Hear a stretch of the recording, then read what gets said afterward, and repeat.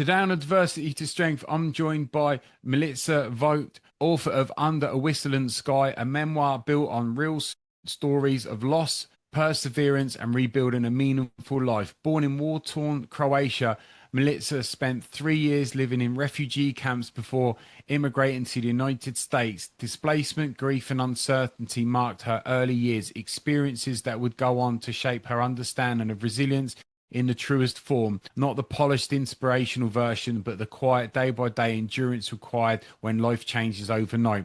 In this conversation, we explore what rebuilding after loss actually looks like when there is no roadmap.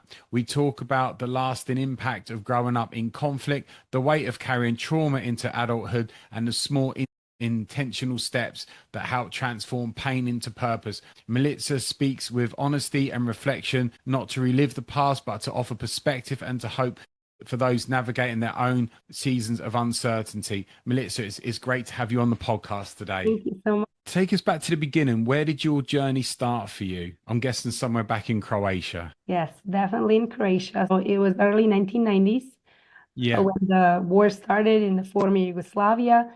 I was a child in first, second grade.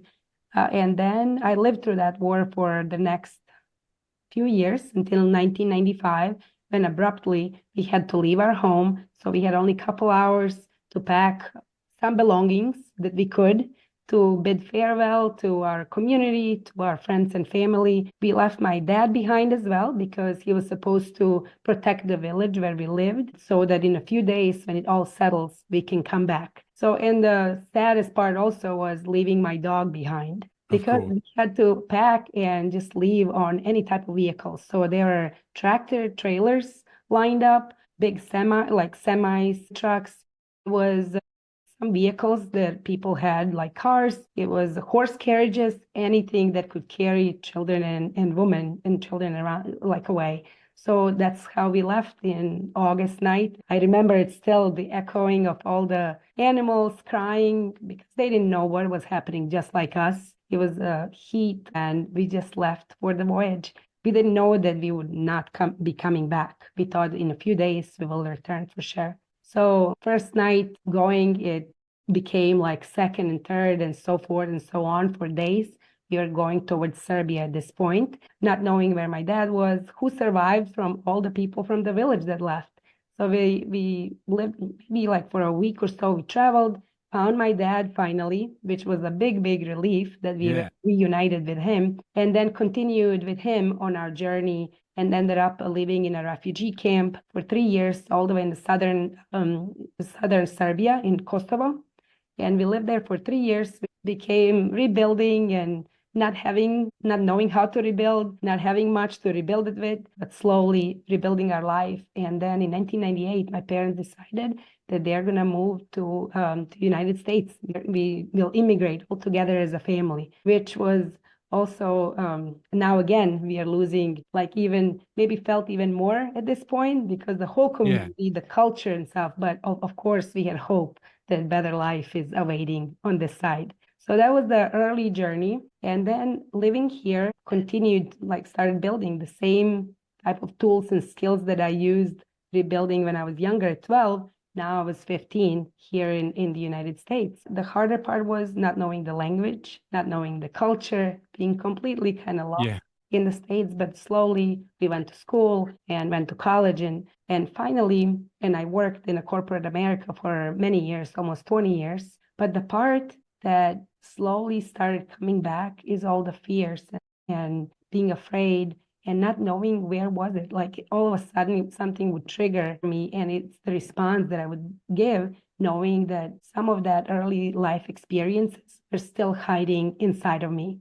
Even though on the outside I look completely composed and all well, great life now, look at the immigrant life now after all these years, but deep inside I still felt that fear, and it would come in the weirdest ways. For example, this was like maybe like in my late 20s that suddenly I remembered something. I blocked it from my memory. I feel like probably to protect myself for many years. And all of a sudden it started haunting me. Every night, like when the sun goes down, I would live in fear. even though I would have security system on, my big dogs with me, like I would still like be very uneasy and just think that somebody would break into the house and do something to me or my family. And that's when I started understanding that maybe I need to process some of this information. Maybe that's why it's coming up. Although, and then like, which I believe that resilience comes not only from surviving, but also from healing and processing any of the trauma. Yeah.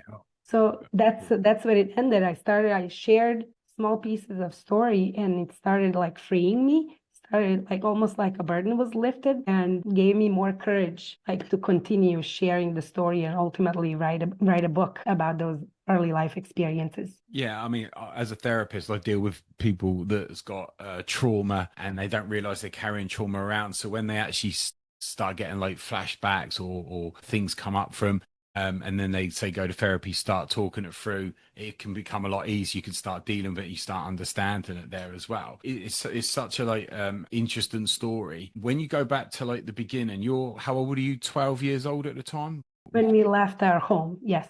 I was Wait, so 7 when the war started, and then 12 when we left our home. at 12 years old, how come you had to leave then? What was that? Was there like was it like, so it would have been Yugoslavia, Correct. and they were invading where you were? So yes, so it was an ethnical group of Serbs, a Serb Orthodox Serbs living in Croatia. And in that part, that's where my family lived. So it was 200, 300,000 people that lived in this area of Croatia. And my parents were two different ethnic backgrounds. My Yeah. mom was Croatian Catholic. My dad was Serbian Orthodox Serb. So that's when the conflict arose between the two ethnicities, religious groups. It was all the same before the war, Yeah. felt all the same. Hence, even marriages didn't matter, that people were from different backgrounds. And that's the conflict arose.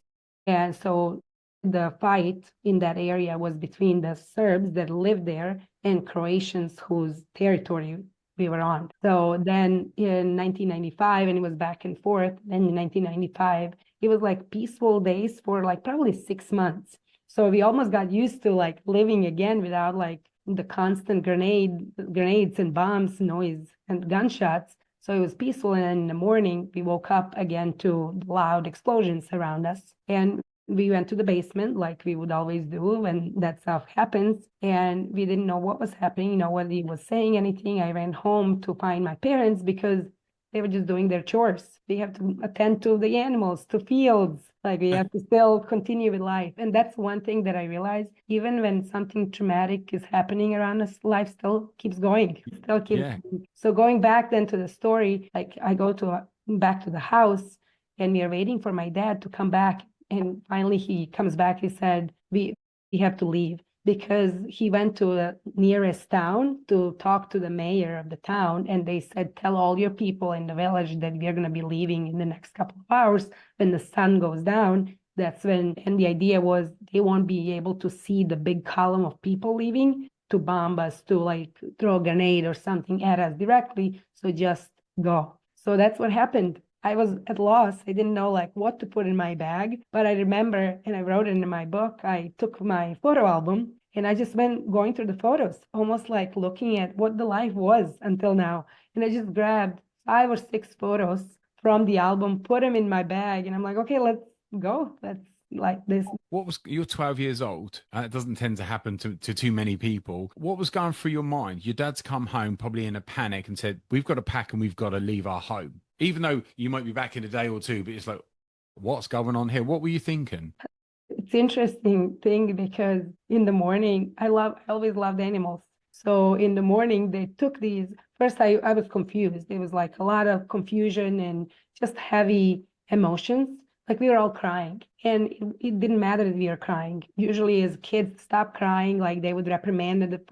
There was none of that. It was like permitted. So we were just like almost like bonding through our like kind of shared pain Yeah. as a family. And then I'm like, our goats are in the fields. I have to go get the goats. And the idea was, I know this sounds strange, and 12-year-old usually doesn't think about those things, Yeah. but it was like that's what was our source of food for so many years, the goats, or we would have the cow and then my dad sold the cow. But like for the milk, when there was not much food, we would eat the milk and bread. And Yeah. like, I need to save these goats, like they saved us for all these years.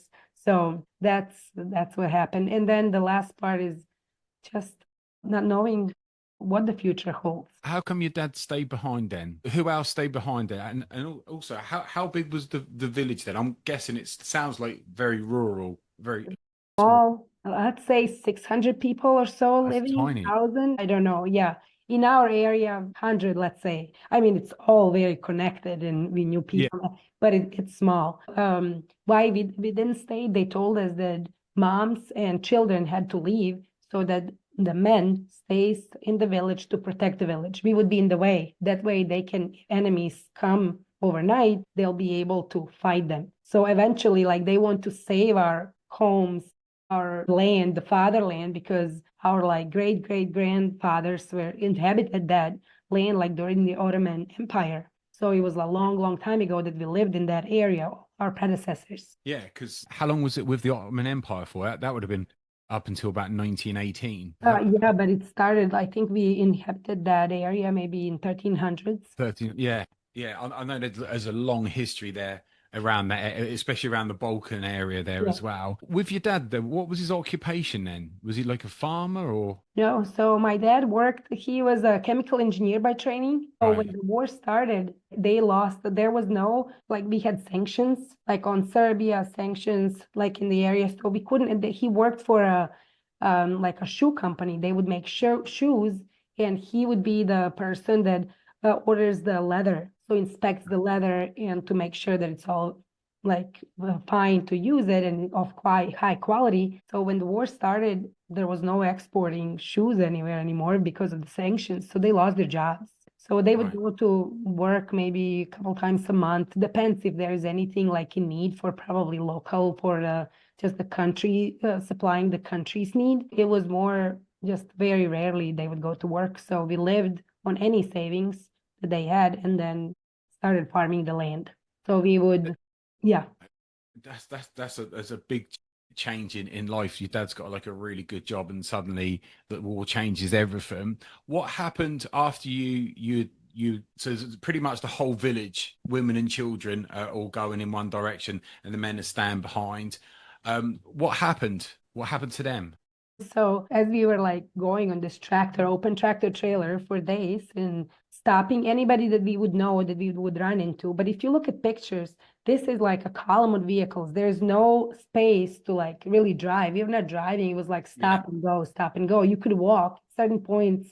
We wanted to get out and walk alongside because it wasn't going very fast. So that we would bump into somebody, ask a guy, whoever was left behind. It can be our dad or husband, brother, son, whoever. And they would say that, like, hopefully they escaped because if not, they would be captured and put in the concentration camps or such and such. So when we found my dad, like what he told us is that from the front lines, people were coming into the village like at 4 or so in the morning. So we left around 8 in the evening. And then the next morning around 4 a.m., supposedly the frontline soldiers came through and said, just go, keep going, gave it away, or like, yeah, we have to Yeah, keep yeah, moving. full back, yeah.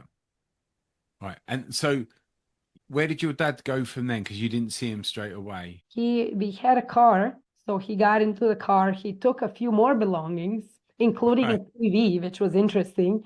He had a small Renault 4. Yeah, yeah, So yeah. those look like small car. And later on, he told us how he wishes he also took our dog. We couldn't because we had to make space for people. So he Yeah. took his cousin and they just left and started driving the same way as supposedly that we did. And the interesting part was in some parts of this road, it wasn't even paved. In some of the parts were like white, like gravel road, and the branches, I clearly remember, the branches were just cut off. They were like drying on the side of the street. So we were all thinking, and whether this is true or not, that of course there was some kind of agreement. People that land will belong to Croatians, and that people from the Serbian Orthodox religion that we will all have to leave. And they found some way to get us through on the other side, because there were still fights in Bosnia, which was bordering Croatia, and we had to go through Bosnia to get to Serbia. So there was still ongoing war there. So they had to carve the path so that we can be safe, even though we were bombed during the voyage as well. So they were like airplanes and stuff bombing the column. It's crazy to think this is in the 90s. I remember what I was doing at that time in the UK, listening to like Britpop music. And I remember there was always on the news that there was a war in Kosovo, Croatia, Yugoslavia, but you never thought too much to it. And at the time, you had the Euro 96 and Croatia football team was in it, and there was a big deal because they had some amazing players, Prozinecki, Boban, and it was such a big deal that Croatia were playing in it, and kind of didn't really pay attention as to why, because back then Croatia and Yugoslavia and all them places, Serbia seems so far away. But I actually thought that the war was over by 96. But you're saying that it was kind of when did it actually finish? It was November of 1995. So we left in August, and then it continued for a few more months, and then the agreement was reached in, I believe, in November of 1995. The Bosnian and Croatian war was over. War in Kosovo, which we lived there for 3 years, started right around the time again when we left Kosovo. So it was like, it was on the rise again. There were things that felt very similar to what the war in Croatia felt like at the beginning. But then thankfully we left, and then again, Serbs from Kosovo had to leave, right? Like around maybe 6 months after we left or so, like a year or so after we left. And how far have you had to go traveling to get to, where was it? Did you know where you're heading to? You just did not know, just keep going. Keep on going. Just keep on going. So a lot of people that had families, like maybe like somebody's sister got married or any distant family or close family, they were like mainly closer first. In Serbia, they would go to their house.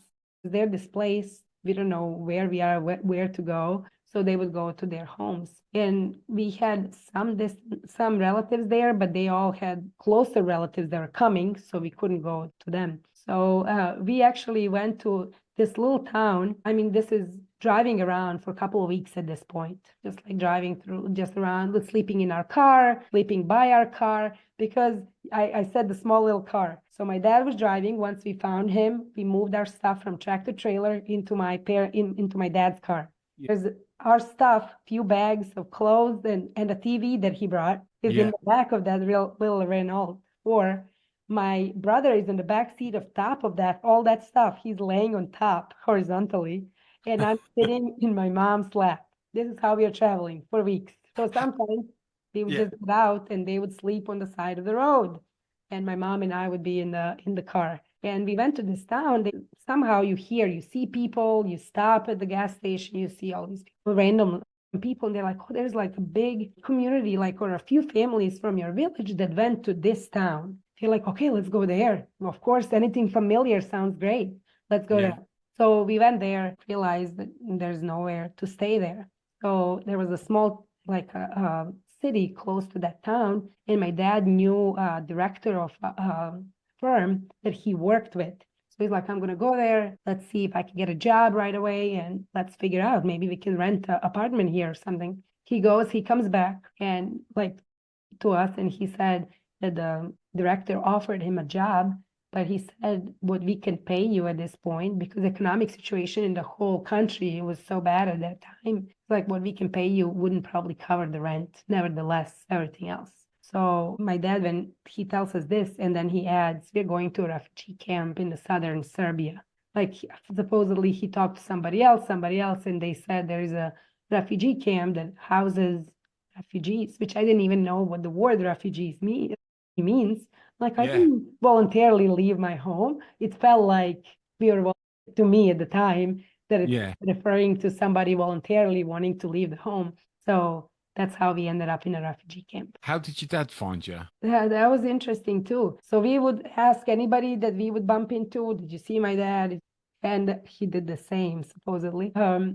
Like at some point, a man comes that we knew from the village, and he's like, oh yeah, I saw him, I feel like earlier today, and he's already behind, like in front of you. How did he get in front? What roads exactly did he take? But he's like, yeah, he's probably like, I don't know how many miles, kilometers away. So as we continued driving, my brother first, he must have spotted him because he jumps off the tractor and starts running. And this is dusk already this evening. And my mom is like scared, come back in the tractor and come back. We can't leave the tractor because all of a sudden maybe there's opportunity to go a little bit faster. You're always supposed to be close. Then I get off the tractor. I'm like, okay, I'm gonna follow him. So my mom now scared. She's like, okay, I'm gonna follow the kids too. So we all start going, but then I saw the car first, and I saw my dad standing next to the car, and that was an experience.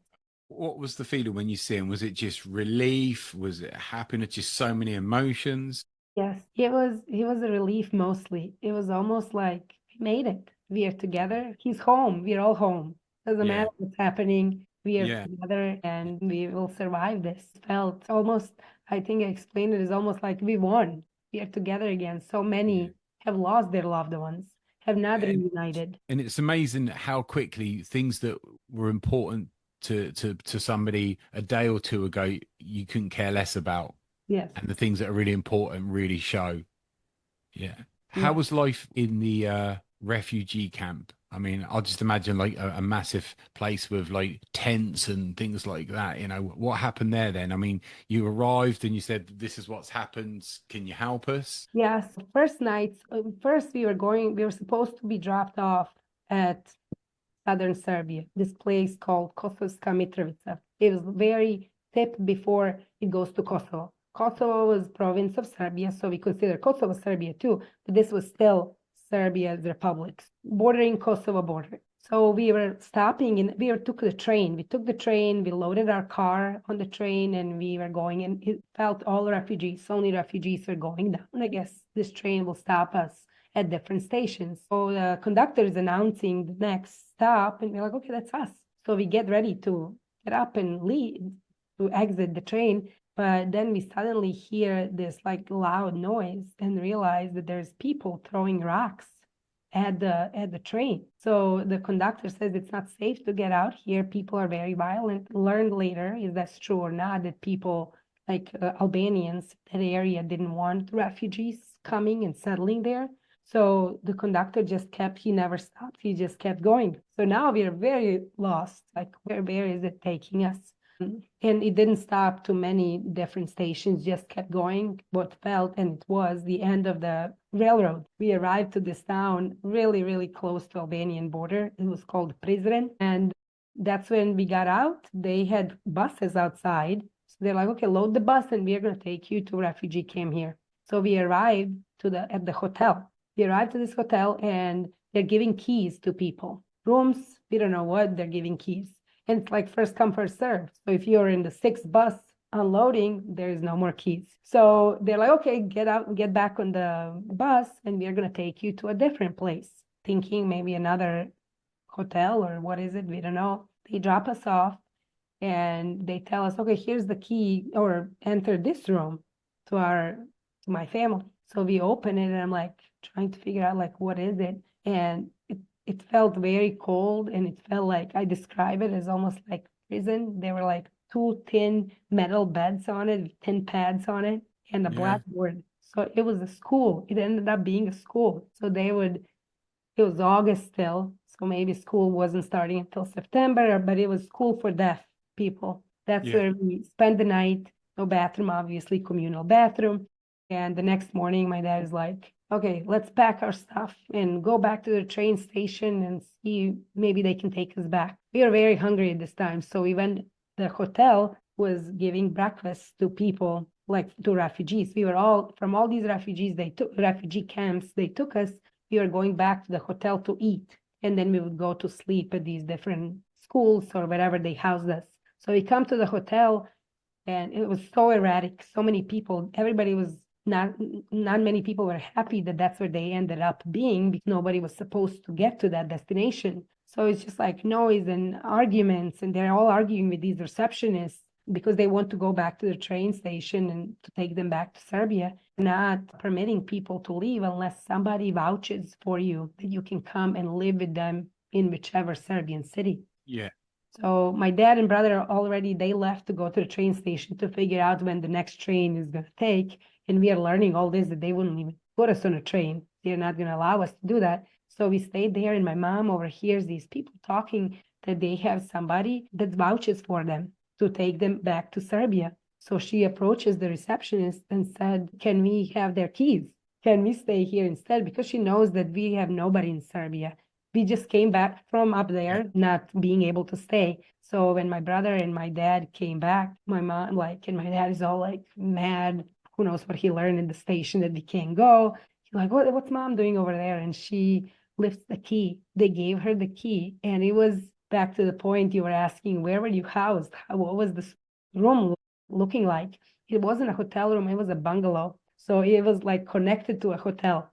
So we felt very lucky at the moment. Yeah. It was like a small, tiny little room, which was supposed to be kitchen, living room. It had one bunk bed where my dad slept, and like kitchen didn't have any appliances. It had a tiny little bathroom, but it was a bathroom that we could use for ourselves. And then a tiny little room with two bunk beds. It was like maybe a meter in between those bunk beds, like a passage. So we were sleeping in the bottom bunks, and top we were using as closets for 3 years. 3 years. 3 years like that. So how did we live? We would meant waiting in line for food. It meant going to the place to dig for clothes, like donations and such. It also meant closeness and building bond together among ourselves, as well as other refugees around us.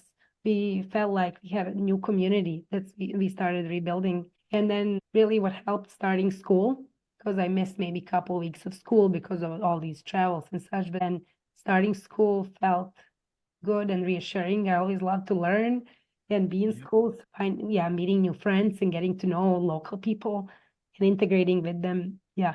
And new beginning. And how do people kind of settle into that? Because it's a big culture shock. One minute you're at home and life is kind of fine, and then next thing you're going down a long road, you don't know where you're going to go to, and then you're in like a school, and suddenly this is where you're living at the moment. I mean, how do people adapt? Because there can be a lot of people that, especially at the start, might have really struggled with that. And it was a struggle. I think it was a struggle, but it was also choosing.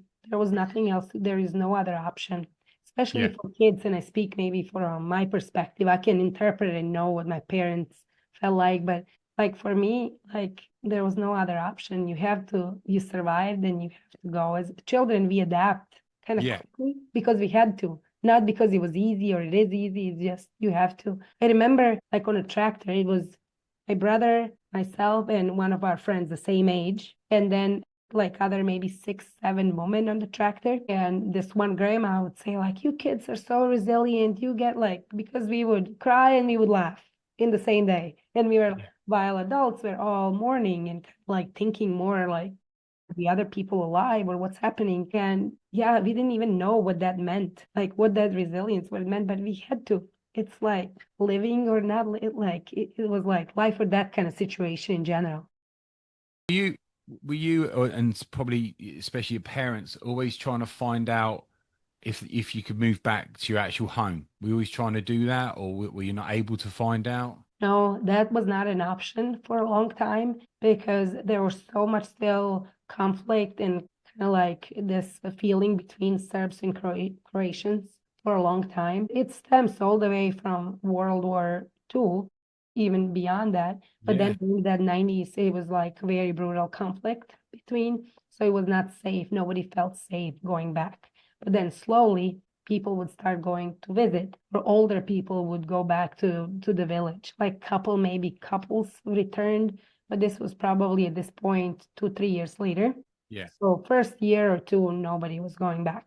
And then people started slowly going. And then when Croatia became part of the European Union, there was one request that they help people if they would like to return back, that they help them renovate their homes and such. So that effort went into effect during that time, 2011 or so, and a lot more people went back. but mainly elderly. Younger people, of course, figured out and rebuilt their life somewhere else at this point, either in Serbia or we immigrated to other countries. None of the people like 20s, 30s, even 40s came back. It's mainly, I would say, 60s and beyond. Where did everyone else go to? And obviously I'll come to yourself in a moment, but all the people in 20s, 30s, 40s, where did they all go to then if they didn't go back to their hometowns?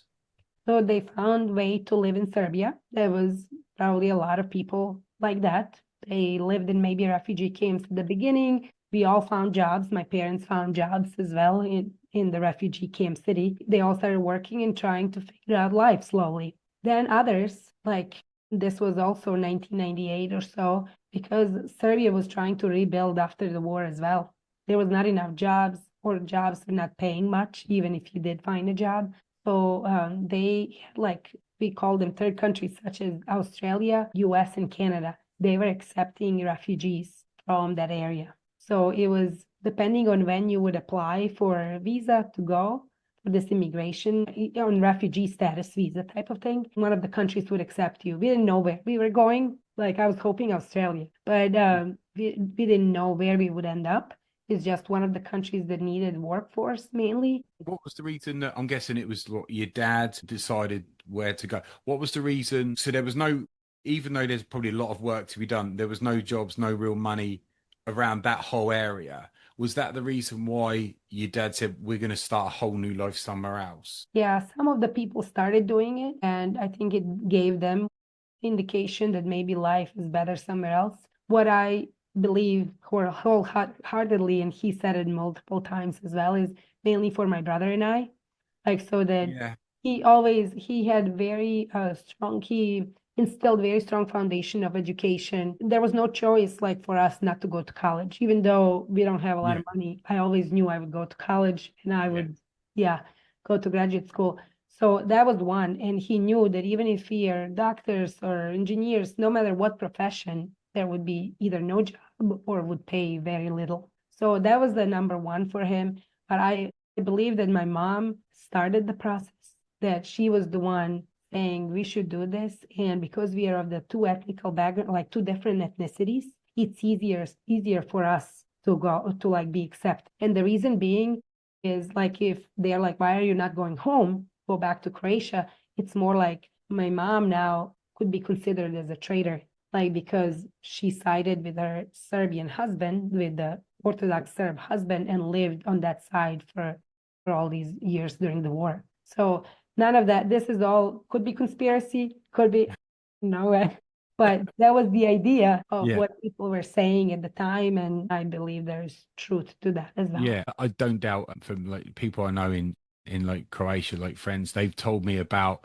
like the ethnicities and there's quite a few different views and opinions and prejudices there as well. So that's a very more than plausible conspiracy. How did you feel when I'm guessing your parents said to you, we're going to we're moving to America? Yeah, it wasn't as very easy. It was now I have to just uproot, leave everything again behind. At that time, I'm 15, I'm in high school. You start building your identity. You become Yeah, this was it was, I believe, harder for me. Certain parts of living in the war and like leaving home were hard. I still at heart belong in that village. I belonged in the refugee camp city as well, only because of people. But my yeah, heart still is in people Croatia are in the everywhere. village. So when they said that, it was more leaving my friends, my community and school, and that meant a lot to me. Yeah, But again, there was like this glimpse that I couldn't even explain what it was, but it was hope that yes, like yeah, when they would say you could, I watched the Beverly Hills yeah, show. So that's what I imagined. Okay, this is yeah. what it could look like. So of course there's like envisioning something better than what you have, because it was pretty minimal what we had and how we lived at the Yeah. time. And your parents only want the best for you, the best for them, and you're in a refugee camp. So kind of no matter how good you got, everyone got it, you're still in a refugee camp. This is never permanent and we want better. How did you feel when you first arrived in America? A culture shock. Culture shock. It was definitely a culture shock. Certain things mesmerize you, like mesmerize me. Yeah. Example, and I remember this, we arrived to New York in the airport in New York. So that's where we first landed. And then ultimately we are going to Pittsburgh, Pennsylvania. But when Yeah. we arrived in New York, of course, you can imagine all the people from everywhere in New York is like a Yeah. cultural mix of everything in the world. And that felt like, wow, all these people could coexist together and they don't even look the same. Yeah. Yeah. Nevertheless, like we all looked like similar, like background or like kind of like Balkan roots and stuff, and we were in conflict and all. It was just kind of like encouraging me that I can fit here. Like it's just a mix of everybody, and I can seamlessly fit in, just like with everybody else. So that was very encouraging. But then when we arrived to Pittsburgh, we took another small plane to, of course, to get to Pittsburgh, and that was hard because, of course, like imagining the Beverly Hills show when we came to the apartment where they now we are new refugees. Yeah. Yeah. We enter this apartment, there's nothing in the apartment. No metal beds, no bunk beds. It was inflatable, those inflatable Yeah. mattresses. They were Yeah. on the Yeah. floors. So that's what awaited it for us. And we are like, this is not, now we are like heartbroken. We left even anything that we knew. We left Yeah. people, the language, the culture that we knew. All we knew is left behind. And we are now even in a worse situation than we were before coming. So it took a lot, I would say, that quiet courage to just keep going, and then also to envision that we can make it out of, that we can make something out of nothing, because there was nothing. We literally had to, yeah.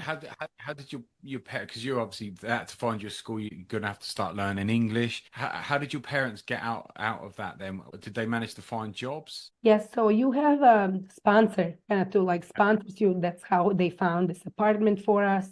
They would put us, enroll us in school, help us with basics. We would be on food stamps for 2, 3 months or so, and then they would transition in finding them jobs. In the meantime, so maybe this is like a couple months after, a month and a, yeah, month and a half to 2 months after, my dad gets in contact with our relatives who live in St. Louis, Missouri. And the relative, he came during the early 19s, right in the cusp of the war. He came here. So he got into contact with him and he said, why don't you just come to St. Louis? Like there is a big Bosnian community. We all speak the same language. War is over. There's no more fighting and such. We can just live together here. You can come over here and just start life in St. Louis.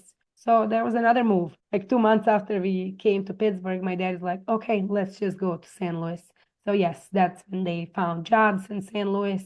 We continued with school and started our life here. That's pretty good to be able to.